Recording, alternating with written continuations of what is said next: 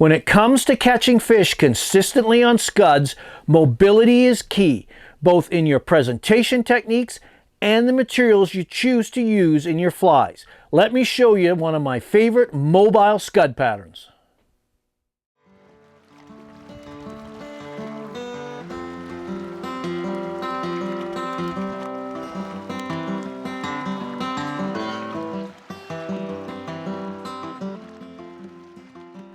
Hello everyone, my name is Phil Rowley and welcome to my YouTube channel. If you've been here before, thanks for dropping by once again. If this is your first time visiting my channel, I provide fly tying and fly fishing video content that I hope makes your next day on the water just that little bit more successful. You know, some anglers love them, I think most anglers hate them. I'm talking about scuds, freshwater shrimp to some.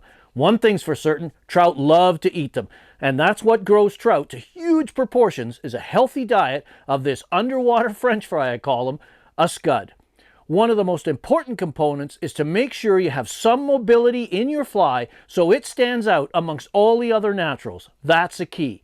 And this pattern, my Soft Hackle Scud, uses two of my favorites, Soft Hackle and Ostrich Herl. Join me at the bench. I'll show you how I tie it. So let's tie the Mirage Soft Hackle Scud. Into the jaws of the vise, I placed a Daiichi 1760-12. You could tie these in 12s, 14s, 16s, even 18s. A number 12 like this would imitate a larger Gamma scud.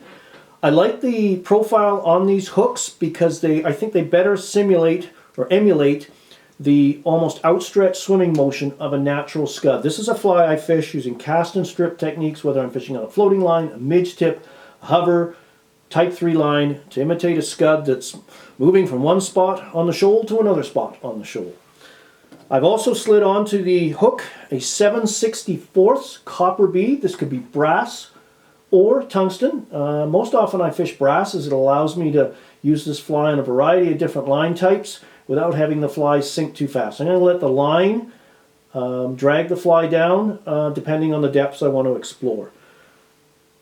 I've got the narrow end of the bead facing the front, the eye of the hook, the wide end towards the back.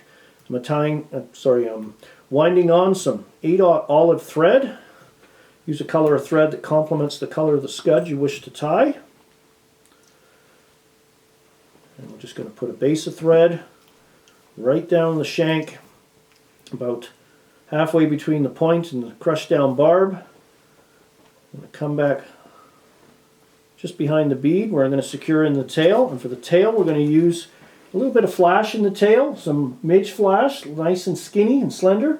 This is light blue dun pearl. You could use pearl, you could use a light olive, just some kind of color that complements. We're just putting a little flash in the tail. And what I've done here is just notch out the package. Allows me to reach in with my scissors points and pull out a few strands that I need. Get a hold of them. I don't want to be too aggressive. There we go, a nice little clump. But this little flash tail is just simply a point of attraction, just to stand this fly out. A lot of people get intimidated fishing scuds because there's often so many of them, and it's kind of a needle in a haystack proposition. So we tend to fish, maybe a little larger scud and fish it aggressively and actively. So it's moving maybe a little bit faster pace than the naturals to stand out in the crowd. And of course a little bit of flash to catch any light down there that could be a trigger for the fish as well. So I've tied this crystal flash in, kind of in the midpoint of it, and then folded the remnants back over the section of crystal flash that's running down the shank. And then I'm going to come in and trim these just a little bit past the bend of the hook. Just a little stubby tail. That's more flash than anything else.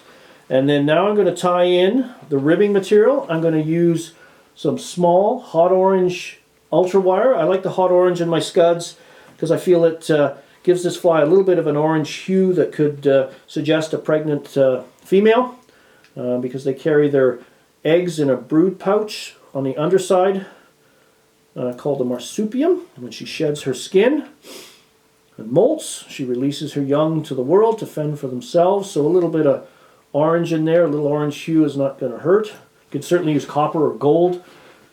So got the wire tied in place. Now I'm going to tie in the shellback material.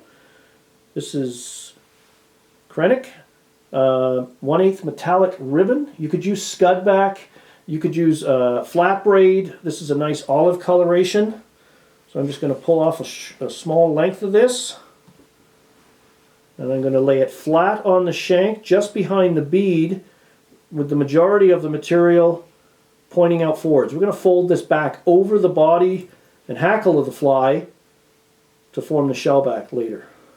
So I'm just going to tie this down. And I'm just going to build up a nice little bit of a taper with my tying thread here. Just go back and forth, just a nice taper. Scuds are thicker at the, got a taper to them. They get a little thicker as they go forward. And just going to move that thread right back up.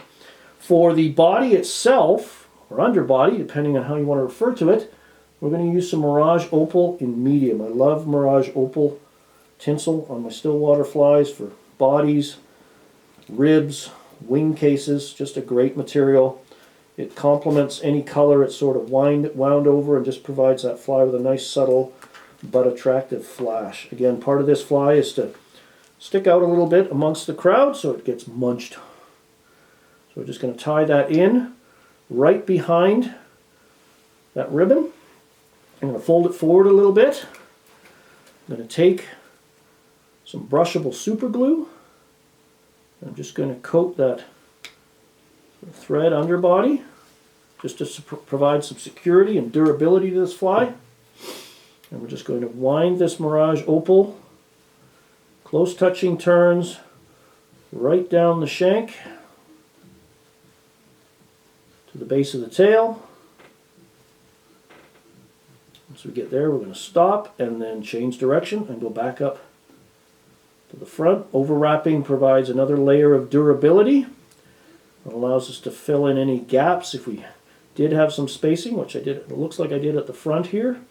And I can go back and forth and build up that body taper. Come over, 2 wraps of thread over the top, fold this back, a couple of wraps in front to lock it off. Next, we're going to tie in the body hackle. We're going to palmer 2 strands of olive ostrich hurl. Great material for scuds, simulates the legs. Ostrich hurl is just a great still water tying material, great movement material, marabou-like in its qualities. I'm going to take, where I stripped them off, I'm going to trim away those little curly cues from where they were attached to the stem. I'm going to take my thumbnail and I'm just going to strip off the hurl right at the base of the fibers, tie them in both at once. By tying them in together, they'll behave as one. Again, I'm going to tuck them forward because now I'm going to coat.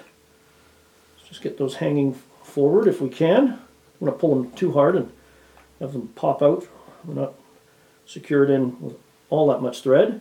And I'm just going to put a reasonably liberal coat of UV resin, in this case Solares or Solares Bone Dry.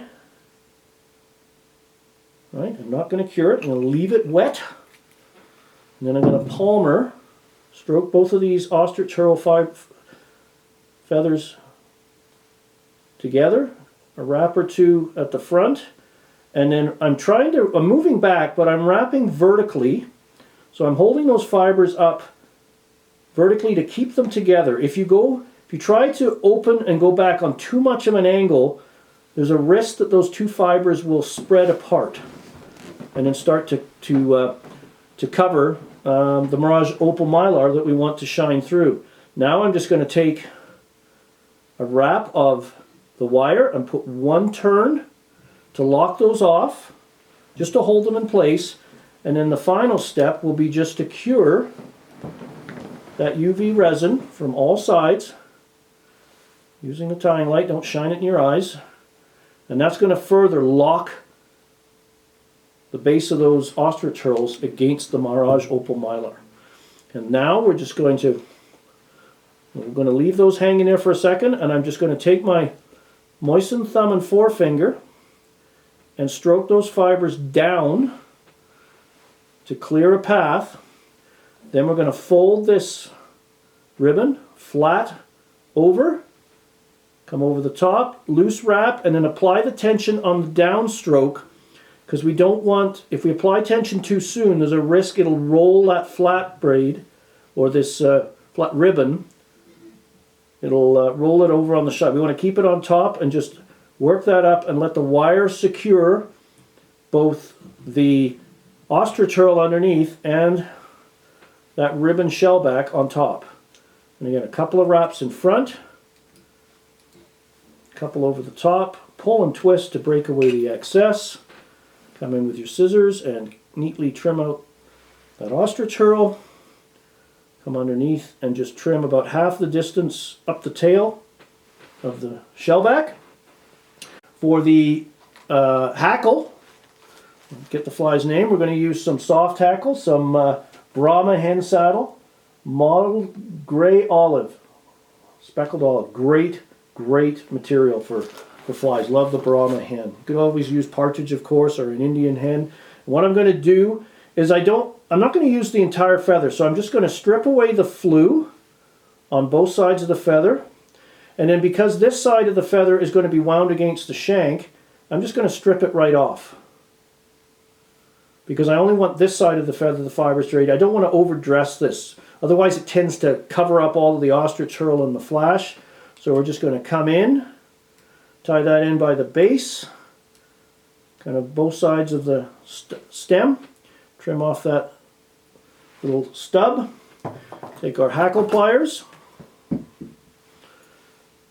put a half turn rotation in. I like to do this just to make sure that whether I'm tying dries or wet flies, I'm just positioning the hackle, then I'm going to come in and use my thumb and forefinger and pull the feather through and just put essentially one wrap. Come in, work my thread through, remove the hackle pliers.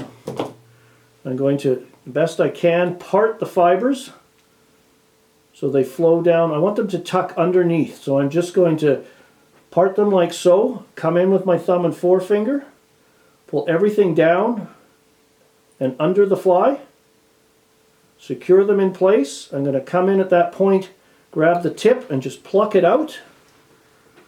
And because these are soft and malleable, I can, I want to tuck them in just to simulate the legs. And again, when I'm stripping the fly, it's just going to add movement. This is what this fly is all about. It's just to stand out in the crowd. I'm not trying to play hide and seek with my flies. I'm trying to get them found out and get munched. So now I'm just going to pull down on the tying thread a little bit, and I'm going to put a 3 to 5 turn whip finish right behind the bead. Trim away the thread.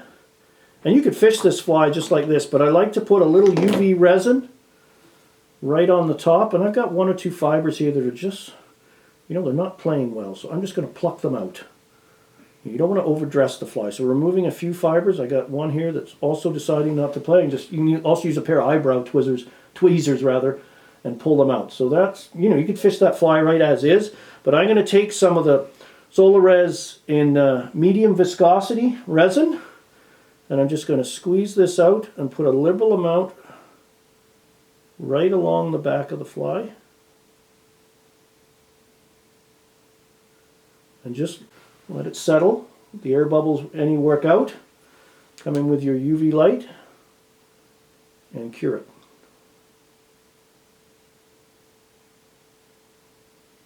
With a good cure. And then for a finishing touch, I'm just going to take some of the bone dry now, really thin, and just put an additional thin coat on top. This adds a little bit more luster and depth to the shellback. And if there's any sort of irregularities or unevenness in the original medium resin, this will fill them in. And then again, just come in, cure everything. The bone dry dries, it's not tacky, it dries hard and clear. And there you have it, the finished soft hackle scud. Got lots of little elements working for you there. You got a little flash tail. That Mirage is going to shimmer through. The attractiveness of the bead. The movement of the soft hackle. This is the kind of fly I'd fish, as I said earlier, on a floating line to a type 3. Brisk, erratic, choppy retrieve over weed beds in the shallows, particularly deadly in the fall. Tie it in a variety of sizes and colors to match the scuds in your local waters. It's a great little fly to have in your fly box.